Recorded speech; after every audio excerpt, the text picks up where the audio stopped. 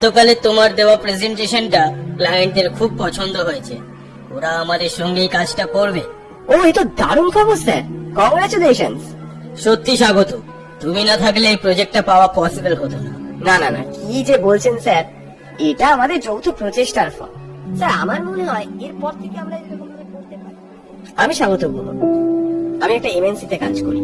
আমার বস mister D'Costa Anglo Indian হলেও মনে প্রাণে একজন আত্মপান্ত বাঙালি।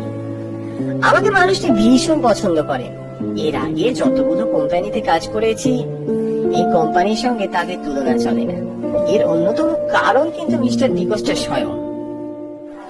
গায়ত্রী দি, এবার প্রমোশন পার্টিতে কিন্তু শুধু চা সিঙ্গাড়ায় চলবে না। আরে ধুর, আগে প্রমোশনটা হতে দে। এই জন্মে প্রমোশন হবে বলে মনে হয় না। ওদিকে তাকিয়ে দেখ, যেভাবে স্বাগত আঠার মতো বসের সাথে চিপকে বসে থাকে না, মনে হচ্ছে সবার প্রমোশন ওই খাবে। ঠিক বলেছে গায়ত্রী দি, সব সময় বসকে বাটারিং করেই চলেছে। আস্তে বল, আস্তে বল, অন্যরা শুনলে আবার কেলেঙ্কারি বাঁধবে। ওকে কিভাবে টাইট দেওয়া যায় বলতো? টাইট? ডিকোস্টার বাবার কথাটা তুলতে হবে। শুনেছি বাবার সাথে ওর বেশ ক্ল্যাশ আছে। এমনকি বাবার মৃত্যুর পরেও মিস্টার ডিকোস্টা তাকে সহ্য করতে পারে না। তাই নাকি? আরে গায়ত্রী দি, কি খবর? আরে স্বাগত, খবর তো তোর কাছে। ভালো কথা, এবারে প্রজেক্টটা কিন্তু ক্লায়েন্টের দারুণ পছন্দ হয়েছে। ফাইন। তা এবারের অফিস পিকনিকের কিছু প্ল্যান হলো? প্ল্যান? না না, আমি এখনো কিছু করিনি। তবে স্যার বলছিলেন তোমাদের কিছু লোকেশন টোকেশন যদি জানা থাকে। বলছিলাম এবারে পিকনিকটা যদি কুমার সাহেবের বাড়ি মানে পলাশপুরে করা যায়, একদম জমে যাবে জানিস। কুমার সাহেব? তিনি কে? সে কি রে, মিস্টার ডিকোস্টা কখনো বলেননি তোকে? আরে কুমার সাহেব হলেন স্যারের বাবা। পলাশপুরে ওই কুমার সাহেবের একটা মস্ত আউট হাউস আছে শুনেছি, একদম দুর্দান্ত লোকেশনে। ও তাই নাকি? জানতুম না তো। তাহলে স্যারের সঙ্গে এই নিয়ে কথা বলবো, তবে এক্ষুনি না। আর এক বিকেলে মিস্টার ডিকোস্টাকে যখন এই ব্যাপারে বললাম, তার অভিভক্তি থেকে রীতিমতো চমকে গেলুম। স্যার বলছি, পলাশপুরে আপনাদের একটা আউট হাউস আছে। এবারের অফিস পিকনিক যদি সেখানে হয় তাহলে কেমন হবে? ইম্পসিবল। না বুঝে হুটহাট করে কিছু বলে দিলেই হয় নাকি? সরি স্যার, আমি বুঝতে পারিনি, আমায় মাফ করবেন। ঠিক আছে, আমি না হয় পরে আসবো। আমি তাহলে এখন আসি। এই যে স্বাগত, শোনো শোনো, কোথায় যাচ্ছ? Sorry for being rude. আরে এইসব কি বলছেন স্যার? সেই জায়গা বা বাড়ি নিয়ে আপনার ইমোশন থাকতেই পারে। আমি শুধু শুধু না জেনে ভুল দাবি করে বসেছি। ব্যাপারটা তা নয়। আসলে ড্যাডের সাথে আমার সম্পর্ক কোনো কালেই ভালো ছিল না, আর সেই বাড়িতেও আমি কোনোদিনও যাইনি, এমনকি তার মৃত্যুর পরেও না। কেয়ারটেকার বলহরিদাই ওই বাড়ির দেখাশোনা করছেন। কিন্তু স্যার, কুমার সাহেবের অবর্তমানে সেই বাড়ির দায়িত্ব এখন আপনার। দেখাশোনার অভাবে যদি বাড়িটা নষ্ট হয়ে যায়, স্বর্গত কুমার সাহেবই তাতে কষ্ট পাবেন। কথাটা তুমি ঠিকই বলেছো হয়তো, কিন্তু ওই লোকটা আমায়, আমার ফ্যামিলিকে কোনোদিনও ভালোবাসেনি। শুধু টাকা, বিজনেস আর প্রপার্টি, এইটুকুই ছিল ওর জীবনে। তাই ওর কোনো জিনিসের প্রতি আমার কোনো টান নেই। তবে তোমরা যখন বলছো এবারে পিকনিকটা ওখানেই হোক, তবে আমি থাকবো না। না না না না, তা কি করে হয় স্যার? নিশ্চয়ই হবে। এমনিতেই আমায় কিছু পার্সোনাল কাজের জন্য কয়েক মাস অ্যাব্রডে থাকতে হবে। কোনো চিন্তা করো না, দরকার পড়লে আমি কেয়ারটেকারের সাথে তোমাদের কথা বলিয়ে দেব। দেখতে দেখতে পিকনিক চলে এলো, আর যারা ভাবতেও পারেনি পলাশপুরে পিকনিক আসলে ফাইনাল হবে, তারাও সবটা জেনে গেল। তবে শুধু একটাই কন্ডিশন, শুধু প্রজেক্ট হেডের কজনই সেই বাড়িতে থাকতে পারবে। বাকিদের জন্য পলাশপুরের গেস্ট হাউস ভাড়া করা হয়েছে। আসলে বাড়িটা বড় হলেও থাকবার উপযুক্ত ঘরের অভাব, তাই এই ব্যবস্থা। আর এই পিকনিক হলেই আমরা সবাই সবার কাছে চলে আসি। এইটা হলো পিকনিকের একটা মস্ত অ্যাডভান্টেজ। যখন আউট হাউসের সামনে এসে দাঁড়ালাম, তখন সন্ধে হয়ে এসেছে প্রায়। বাড়িটার সামনে এসে দাঁড়াতে সত্যিই মনে হলো কিছু একটা আছেই বাড়িটার মধ্যে। বাড়িটার আদলটা অনেকটা পাশ্চাত্য কায়দায়, কিন্তু রক্ষণাবেক্ষণের অভাবে ভগ্নতায় দশায় পরিণত হয়েছে প্রায়। আশপাশে কোনো জনবসতি নেই, চারদিকে ঝোপঝাড়। সময় নষ্ট না করে এগিয়ে গেলাম সদরের দিকে। সে কখন থেকে গাড়িতে একভাবে বসে থাকতে থাকতে পিঠ কোমর একদম ধরে গেছে, আর অপেক্ষা করতে পারছি না। এই কেউ একবার ডিকোস্টাকে ফোন করে বল না আমরা এসে গেছি। আর ফোন করার দরকার নেই দিদিমণি, ভিতরে আসুন সবাই। কেয়ারটেকার বলহরিদা হাতে টর্চ নিয়ে দাঁড়িয়েই ছিল। অন্ধকারে আমরা ঠিক দেখতে পাইনি। বাড়িটা কিন্তু বেশ গা ছমছমে, তাই না? তাই তো দেখছি। এবারে পিকনিকটা বেশ থ্রিলিং হবে কিন্তু। ভিতরে ঢুকে দেখতে পেলাম পুরো বাড়ি অন্ধকার, কিছু দেখা যাচ্ছে না। বলহরিদা বলল, এতক্ষণ কারেন্ট ছিল, এই একটু আগেই লোডশেডিং হলো বাবু। না না, আমাদের কোনো অসুবিধাই হচ্ছে না। আর আপনি তো মোম দিয়ে পুরো ঘর আলোয় ভরিয়েই ফেলেছেন। এমন একটা বাড়ি, তার উপর লোডশেডিং, বেশ থ্রিলিং কিন্তু। এবার যদি একটু খাবার দাবারের ব্যবস্থাটুকু করা যেত। এই রে, আমি বেমালুম ভুলেই গিয়েছিলাম। আমি এক্ষুনি খাবারের ব্যবস্থা করছি বাবু। রাত গড়ালে বলহরিদা খাবারের ব্যবস্থা করবে। মেনুটাও বেশ জমাটি ছিল, পরোটা আর দেশি মুরগি কষা, সঙ্গে নতুন গুড়ের রসগোল্লা। বলহরিদার হাতের রান্না দুর্দান্ত। রাতের বেলা আমার স্থান হলো 3 তলার পূর্ব দিকের ঘরটায়। এত বড় বাড়ি, সবাই এদিক ওদিকে ছড়িয়ে ছিটিয়ে ঘুমোলেও কোনো অসুবিধে নেই। তবে হ্যাঁ, এ বাড়ির অনেক ঘর এখনো বন্ধই পড়ে আছে। বলহরিদা দরজা বন্ধ করতে করতে বললেন, আর দেরি করেন না বাবু, কম্বল মুড়ি দিয়ে শুয়ে পড়ে। একবার শিয়াল ডাক শুরু করলে আর ঘুম আসবে নি। ও, এখানে আশপাশে শেয়াল আছে নাকি? শিয়াল বলতে গলে যাওয়া মোমের নরম হলদে আলোয় চোখ জুড়িয়ে এসেছিল। ড্রেসিং টেবিলের পাশে থাকা বড় সাহেবী ঘড়িটার টিকটিক আওয়াজে ঘুমটা জোরালো হচ্ছিল না যদিও। হঠাৎ একটা অস্বাভাবিক কণ্ঠে ধর্মড়িয়ে উঠে বসলাম। স্বাগত, স্বাগত, আমাকে বাঁচা।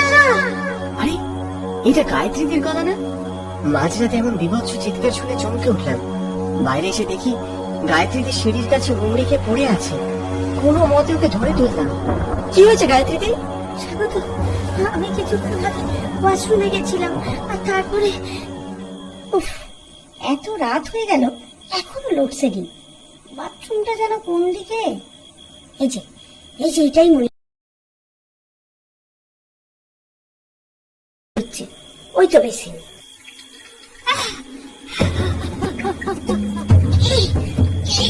ছাড়ো, ছাড়ো আমায়। কি ভেবেছিস আমারে বাড়িতে এসে তোরা জানাই তাই করবি আর আমি ছেড়ে দেব? আমার লাগছে, ছাড়ো। এই বাড়ি ছেড়ে এক্ষুনি চলে যা, এক্ষুনি, নয়তো সব কটাকে শেষ করে দেব। তারপরে কোনো মতে ওই মহিলার হাত ছাড়িয়ে ছুটতে ছুটতে আমি বাথরুম থেকে বার হয়ে আসি। স্বাগত, স্বাগত, তুই আমাকে বাঁচা, আমি আর এখানে থাকতে চাই না।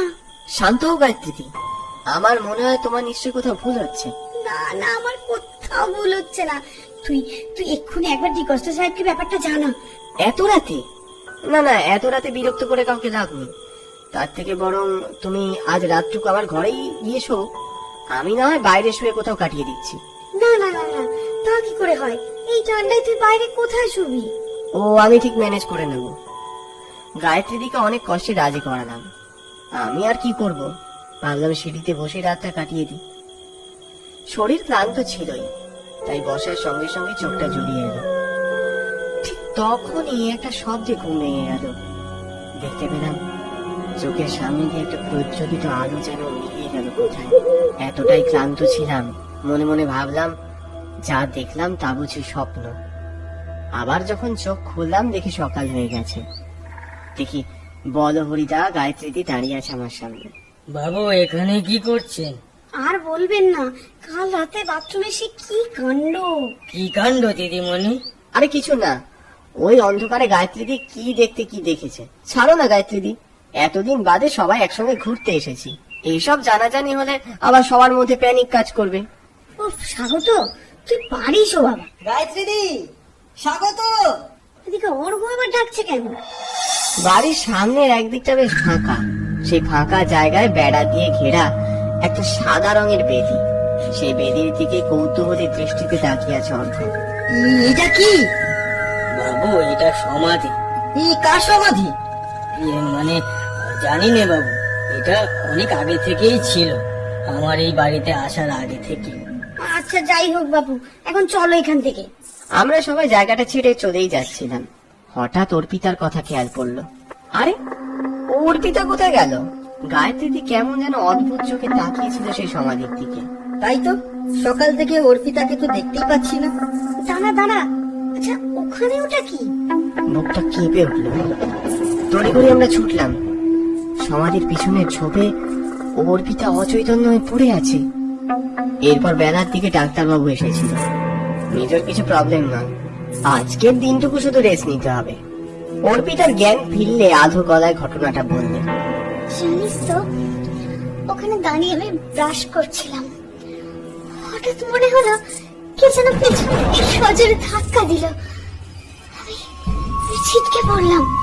আমি কি বলেছিলাম, এবার মিলল তো। আজব ভুতুরে বাড়ি তো। না না, এ ঠিক নয়।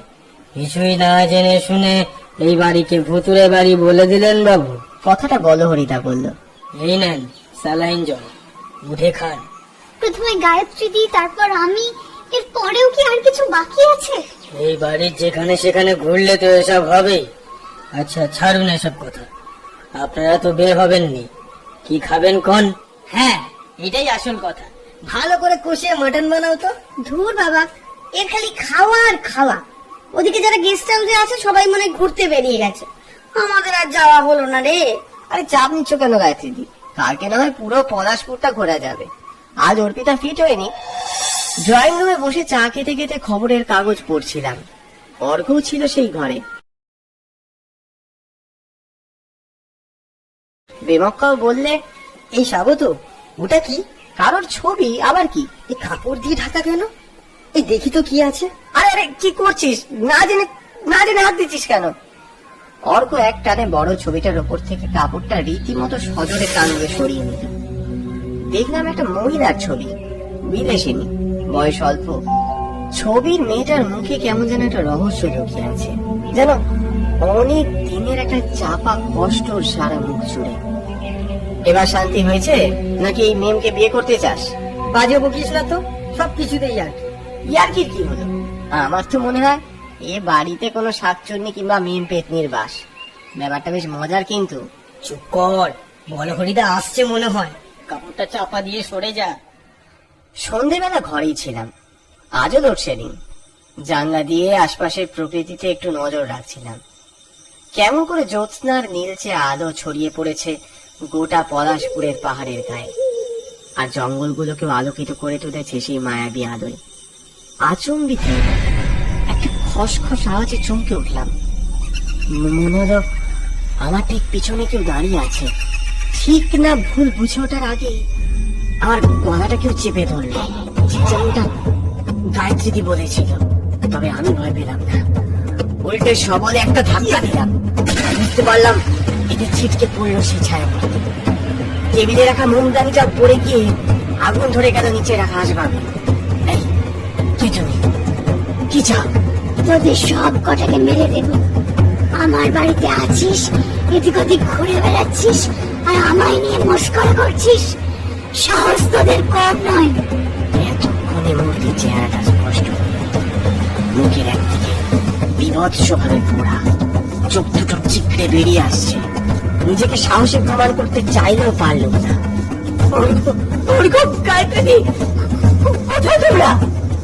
তড়িঘড়ি নিচের দিকে যাওয়ার চেষ্টা করলাম। ওরা কেউ আসবে না।